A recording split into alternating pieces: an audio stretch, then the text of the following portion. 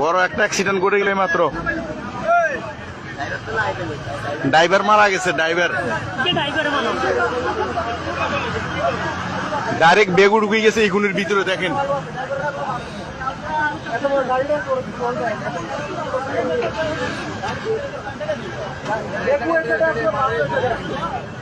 আরে কোন আই চলে গেছে? ওই একজনও তো বাঁচানো মনে হয়, একজনও তো বাঁচা নাই।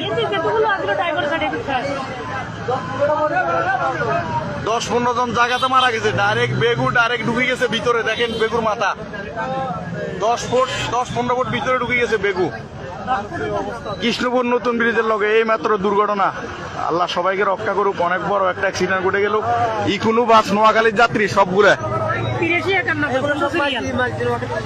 সবগুলো মাঝদির যাত্রী নাকি সবগুলো। আমি মাত্র লাকসাম থেকে আসার পথে নোয়াখালীর যদি কোনো ভাই লাইভটা